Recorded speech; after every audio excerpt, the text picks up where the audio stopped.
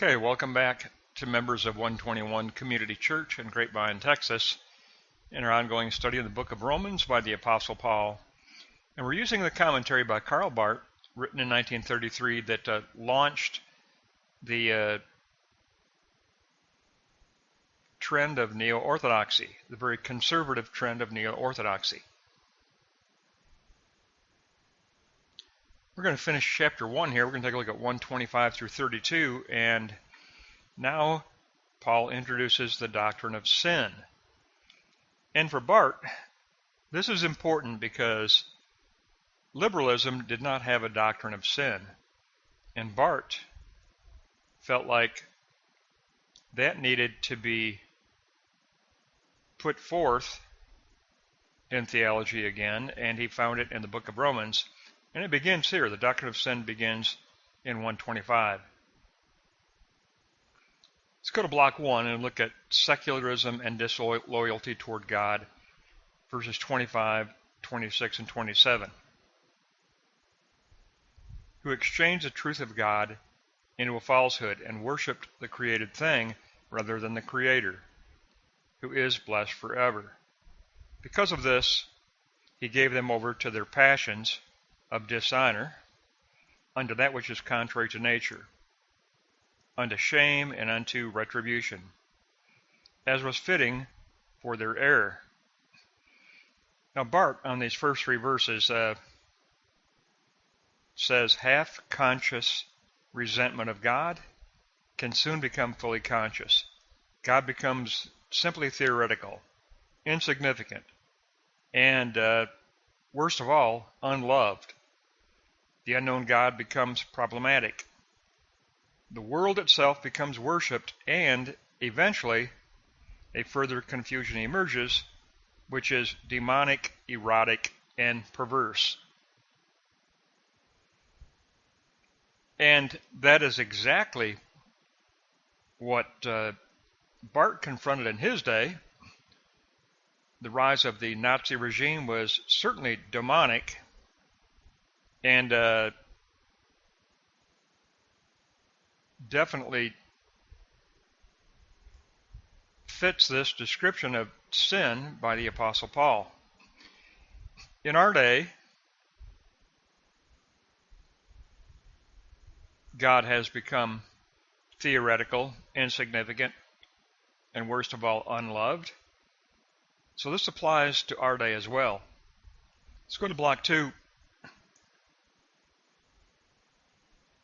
On block 2, the primary sin that Barth finds in the book of Romans is Agnosia, which means against knowing God. Verses 28 through 30. We'll begin with the Greek. They did not see fit to have knowledge of God. So God gave them up to a depraved mind and to doing improper things, being filled with unrighteousness and filled with envy, deceit, and gossip, slanderers and hateful toward God.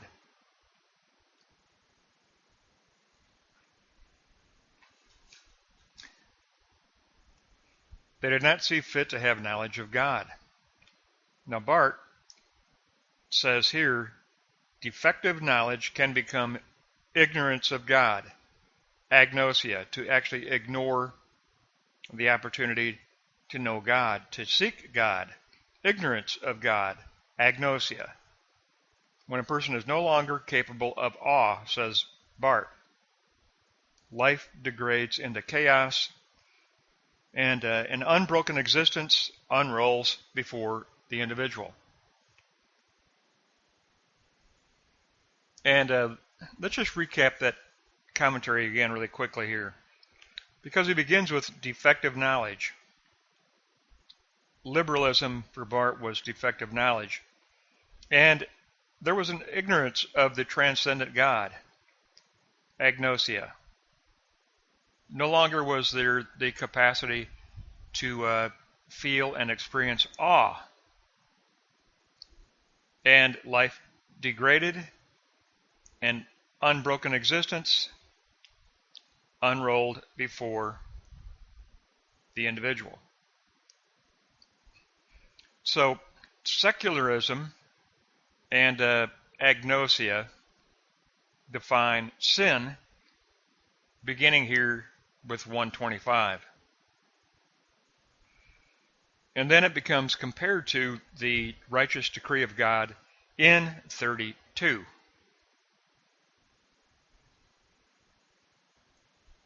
So block 3, verse 32, who knowing the righteous decree of God by those who are actually doing these things are worthy of death, but they continue to affirm the practice of such things.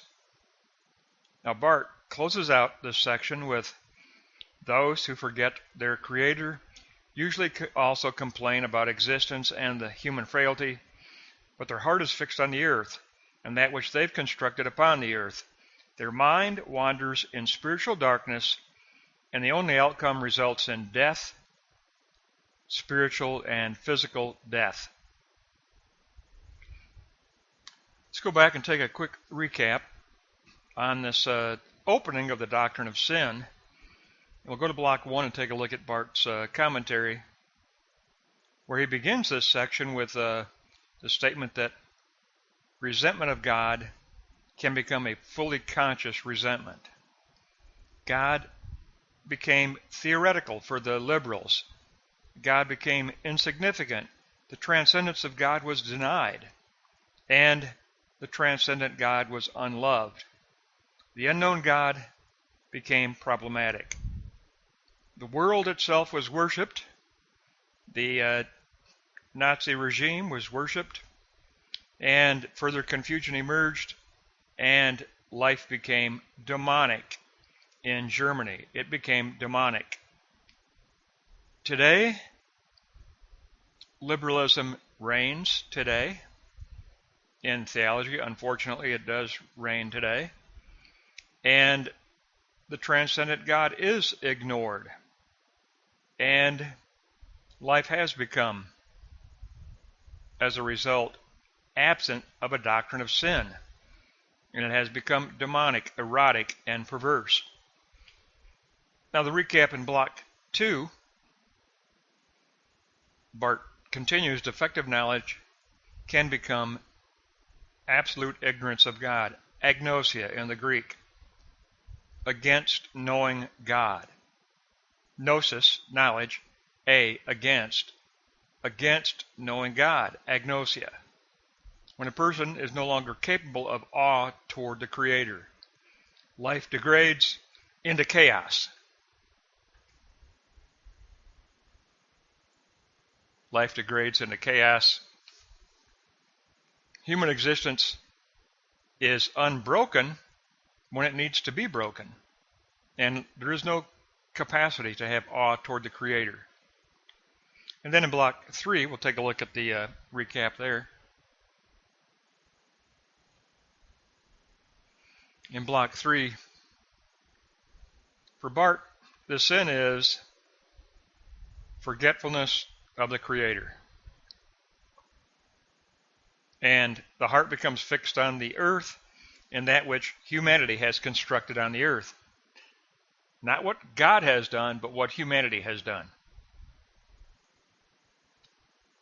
So we're confronted by a doctrine of sin, according to Karl Barth, that needs to be rediscovered in the book of Romans.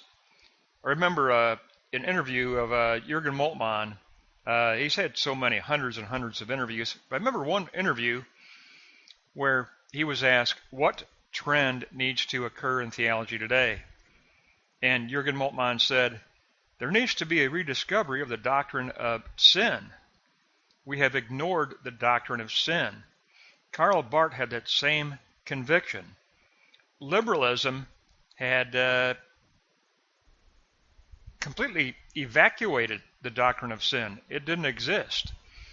For Barth and for Moltmann, their theology needed to rediscover and take up a genuine doctrine of sin, which is most certainly taught by the Apostle Paul in the book of Romans.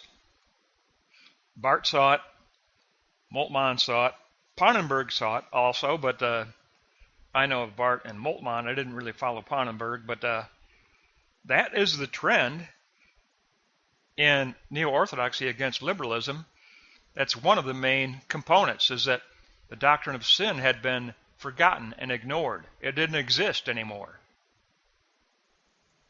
But for Paul, for the Apostle Paul, the doctrine of sin does exist, and he teaches it in his masterpiece, the book of Romans, and that's why Barth can say that the